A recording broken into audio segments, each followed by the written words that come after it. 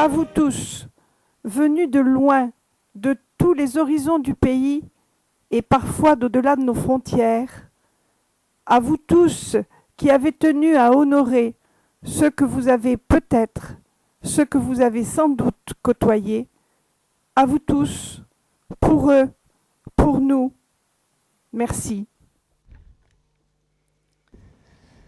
Pendant la guerre d'Algérie, avant et surtout après le 19 mars 1962, des milliers de Français d'Algérie, Européens, harkis, militaires, ont disparu, enlevés, sans laisser de traces. Ô chers disparus, que vos noms soient absents ou gravés dans le bronze de ce mur, hommes, femmes, enfants de toutes origines, vous qui n'avez eu droit ni aux croix de bois, de fer ou de pierre, vous qui n'avez eu droit ni à l'étoile, ni au croissant, ni même à la colonne tronquée des agnostiques, hommes, femmes, enfants de toute confession, recevez ici l'hommage ému des vôtres qui n'ont rien renié de leur passé et ne vous ont pas oublié. Hier, sa sœur me l'a dit, Roger était épicier à Bonn.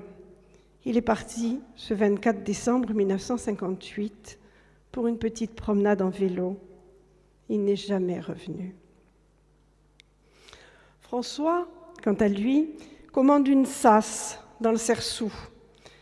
Il est officier de réserve en situation d'activité. Il a une femme et 4 enfants. Le 24 avril 1962, il est enlevé dans la région montagneuse de Téniet El Had. Oh, et toi, l'Italien, toi qu'on appelait l'Italien, tu avais 37 ans. Près d'Orléansville, dans la plaine du Chélif, ta voiture a été stoppée. On ne t'a jamais retrouvé, ni ton épouse, ni ton bébé de 18 mois. Juin 1962. Août 1962, ils étaient 6 hommes près de leur village de Saint-Ferdinand, dans le Sahel d'Alger. Disparus à jamais. À 70 ans, monsieur le maire d'un petit bled de Mitidja, au pied de l'Atlas, a refusé de partir. Le 23 août 1962, il n'est pas parti de son plein gré. Forgeron de son état, bien décidé à rester vivre au pays, il est allé faire ses courses entre Misserguine et Oran, seul, ce 6 juillet 1962. Depuis, sa famille est elle aussi bien seule. Avec 2 gamins, dans sa vieille voiture, le curé de Parmentier a été kidnappé près de Sidi Bel Abbès. Plus aucune nouvelle. Et eux, ils allaient abandonner leur propriété dans le Cersoux. La mère, 63 ans, son fils, 37, sa belle-fille, 37 ans, son deuxième fils, 34 ans, sa femme enceinte, 28 ans, son petit-fils, 2 ans, et un ami de la famille ont été arrachés à leur terre, 21 juin 1962. Son frère a été assassiné en 1956. Hassen devient alors harki. Et comme lui, son père aussi s'engage. Le père est arrêté en octobre 1962. Trop français. Depuis, il n'a plus donné signe de vie.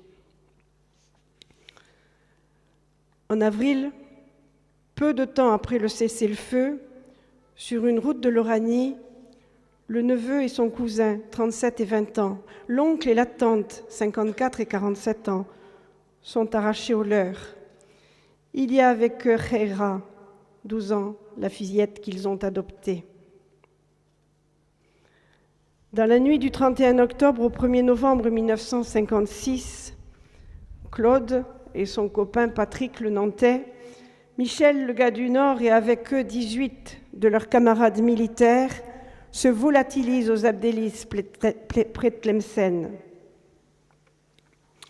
À quelques kilomètres de là, au printemps 57, Louis taille sa vigne.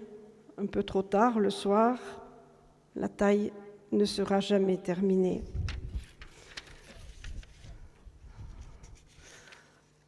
Entre Bénissaf et Oran, ils sont partis comme des fous à la recherche de leur fils.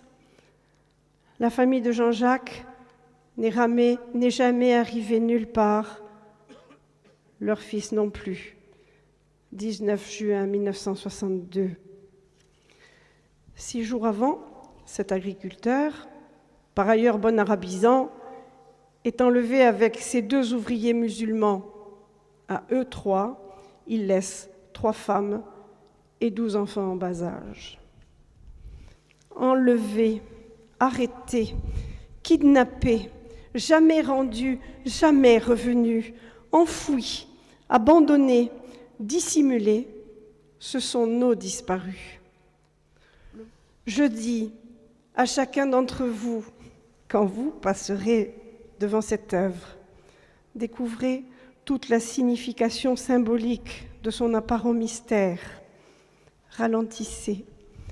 Recueillez-vous devant cette litanie de patronymes dont beaucoup vous seront familiers et qui peut-être sont les vôtres. Ces noms, gravés dans le bronze, ce métal venu du fond des âges, résonne d'une musique éternelle. La musique longtemps étouffée de notre mémoire. Il faut oublier, me dit-on. Il ne faut pas en parler. Il ne faut pas réveiller les mémoires douloureuses de part et d'autre. À tout cela, je répondrai par une phrase d'Albert Camus. Je veux combattre pour la justice, non pour la pénitence des uns et la vengeance des autres.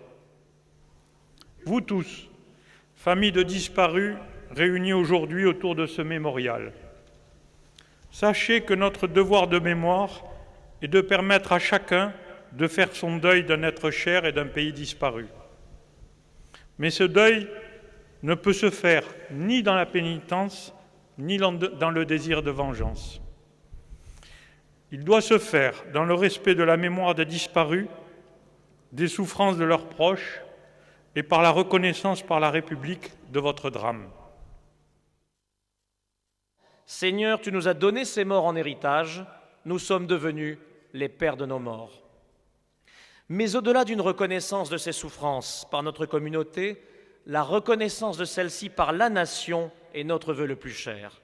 Parce que la République est grande quand elle est la mère de tous ses fils, parce que la République est grande quand elle est la République de toutes les mémoires. Mais au-delà du drame des disparus, cette inauguration représente plus encore.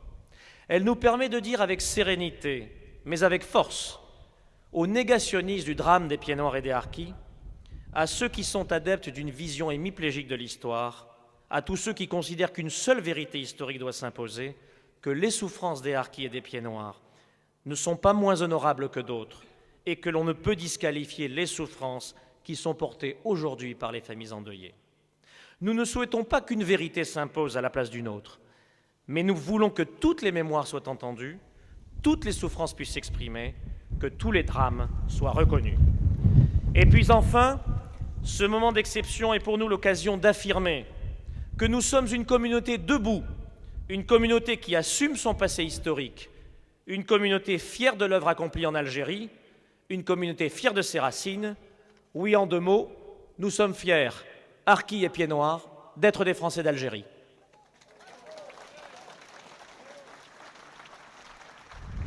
Perpignan, terre d'accueil, ne pouvait pas laisser la mémoire des disparus à jamais ensevelie dans les mensonges de l'histoire.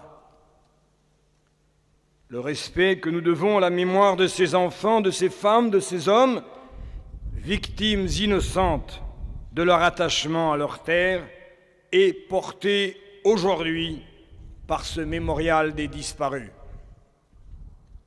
Vous les familles, vous demeurez depuis 45 ans dans la peine, la douleur, l'incertitude. Vous les familles, vous aviez au fond de vous le sentiment que la justice n'existe pas et que votre malheur n'a jamais été pris en compte par personne en dehors de vous. Vous les familles, vous pensiez que l'oubli devait être le tombeau définitif de vos proches disparus. Eh bien non. Perpignan, à sa modeste place, veut rappeler aujourd'hui que la mémoire de vos souffrances était partagée par une communauté de destin. Perpignan, la solidaire, ne devait pas ignorer ces vies brisées, ces bonheurs perdus, ces espoirs anéantis. Garde à vous!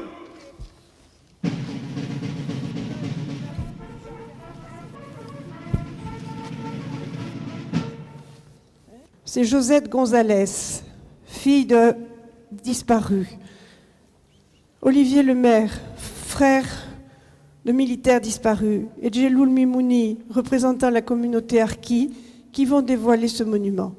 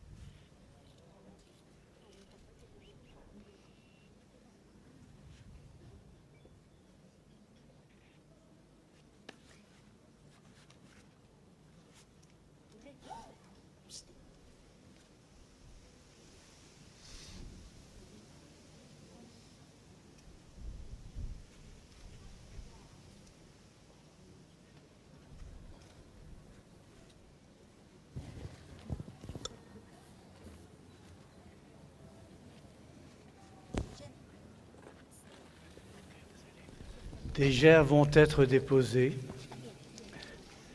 l'une par Alain Marlex, le représentant du gouvernement,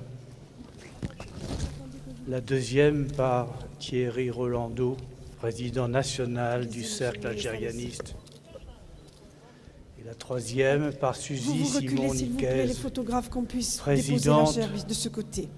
du Cercle algérianiste des Pyrénées-Orientales.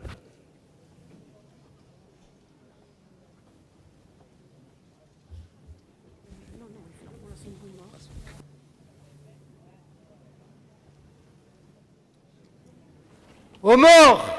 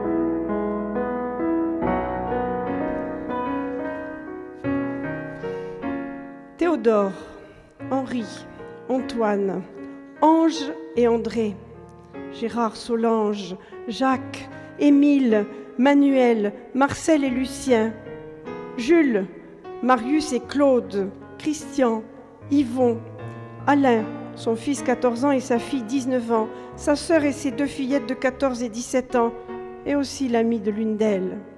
Christian, Eusébio, Joachim, Michel, Joseph, Jean-Roger, Aline, François et 2 de leurs enfants, Huguette et Thomas, Paul, Youssef, Marcel, Élie, René, Francisco et Marie-Rose, Édouard, Joseph, Guy,